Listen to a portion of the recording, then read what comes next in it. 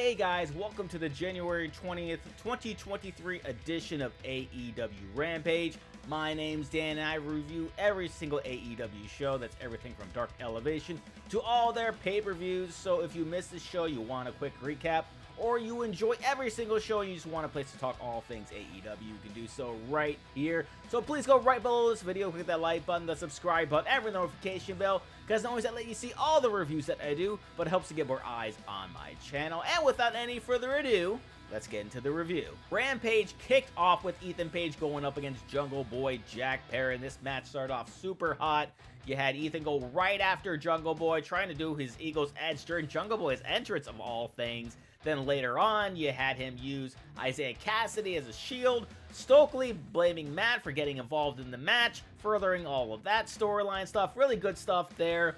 Then at one point, it got so physical from Ethan Page smacking the hell out of Jungle Boy. He went right to the camera and said, "Yeah, I'll smack his tits," because of course Ethan Page would say that. Fantastic stuff. Then later on, Ethan tried to get Matt involved. Matt looked a little reluctant, but looked like he was about to do it. And then you had Hook come out, cold-hearted, handsome devil himself. And then what I really liked, what I thought was very, very unique, was Ethan tried to roll up Jungle Boy, and then instead of grabbing the ropes, grabbed Matt Hardy's hair instead. And of course, Matt Hardy instinctively was like, get off my hair, what are you doing? And then that caused Jungle Boy to then roll up Ethan Page, and he picks up the win. Nobody's happy. Stokely's not happy. Ethan's not happy.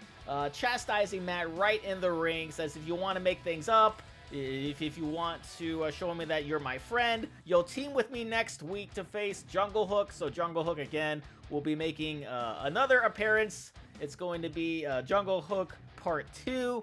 And we're going to see probably the storyline of the Firm with Matt Hardy probably implode, probably reach a new level to where we see maybe Matt and Isaiah Cassidy possibly breaking off there and maybe doing their own thing. After that, we had Tony Schiavone in the ring with Ortiz, and Ortiz not happy at all with Eddie Kingston's recent actions, almost hitting Julia with a chair. And he's just like, no, I don't want to talk to you, Tony. I want to talk to Eddie so we can sort of hash this out. And then basically reiterates what he just said to Tony, how he wasn't really happy what he did, what would his parents think, and what even would Homicide, their mentor, think. And he basically just said Homicide would think that you're a coward, that you're a fake tough guy. And that was just it for Eddie. He had enough. Hits him with the chair, not once, but twice. First to the stomach, one to the back. Very, very shocking events here. I'm not really quite sure if this is really a heel turn. This is just more of them having issues. Maybe they'll break off and have a separate feud outside of the House of Black, or maybe this is also will involve House of Black. Maybe this will be a tag team match. Maybe they'll push this to Revolution. Not really quite sure, but I'm actually very curious to see this, because I'm honestly never mind when Ortiz or Eddie Kingston are on my screen. We then go backstage where Darby is talking about his recent success, about everything that's been happening, from winning the TNT title to everybody he's been beating, and people are telling him, hey, maybe you should slow down. And he said, nope, not doing that. He's gonna go and fight until the wheels fall off. And interestingly enough, he brings up the House of Black and talks about that history. It says that the only person in the House of Black that he hasn't defeated is Buddy Matthews, which should be another banger, honestly. I just wonder if and when they're going to have Darby drop the title, because he kind of did this same sort of storyline where he ended up losing to Miro. Could it be here? Could he lose to Buddy Matthews? Honestly, I wouldn't mind that at all. Back to the ring now. This time it is Willie Mack versus Brian Cage Part 2. Really love the fact that they're running this match back after the great match they had on Dark Elevation. Also like that he has a theme now. Didn't really have one on Dark Elevation. And speaking of Dark Elevation, I reviewed that show. You should watch it. During that, I spoke at length about how they should really sign Willie Mack. The amount of dream matches he can have would be amazing. He's so good in the ring. His agility is off the charts. His selling is perfect. He's able to find the camera, which is something you really need for TV, and he already has that. I honestly, I just can't sing this guy's praises enough, because he's a free agent right now as far as we know. And if nobody signs him, if AEW doesn't sign him like today or tomorrow, someone's going to be getting him up on the phone and be like, hey, Willie, you want to come work for us? And they're going to pay him a lot of money, and they're going to get a great wrestler out of it. With that said, though, this match was so good. So I thought it was so much better than their match on Dark Elevation. More physicality, more near falls. But Bryan does get the win with the drop crawl, as he should, considering he is preparing for his match against Bryan Danielson next week on Dynamite. After that, it was a TBS champion Jade Cargill and Leila Grey going up against Jada and Jordyn Vanity, who are making their AEW debut, which is always nice to see on television. Both Leila and Jade looked absolutely dominant throughout this match, tagging in each other a few times.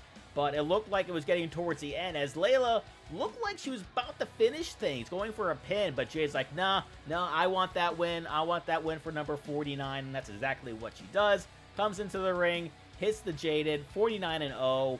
And with that being 49, does she get 50?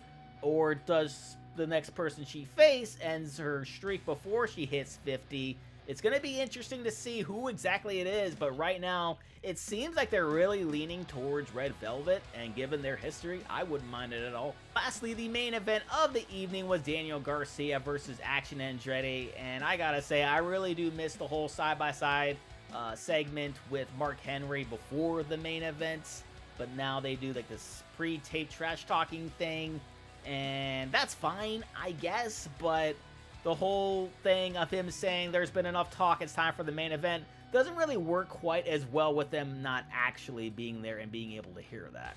But on the way to the ring, though, Daniel Garcia was accompanied by Sammy, who went over to join Chris Jericho on commentary. They talked a bit about his new in-ring gear, like a lot, and I was thinking maybe it was going to have some sort of effect on the match. It didn't. I think it would have been a little bit better if it would, but it didn't really take too much away from the match. Action Andretti was still able to show all that he can do. Really, really impressive stuff.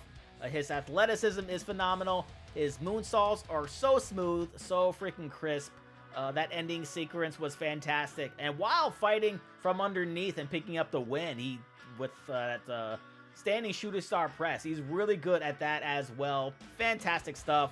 It will be Sammy and not Daniel Garcia teaming up with Chris Jericho to take on Action Andretti and Ricky Starks next week on Dynamite. And that was AEW Rampage. What did you guys think about it? Please let me know down in the comment section below.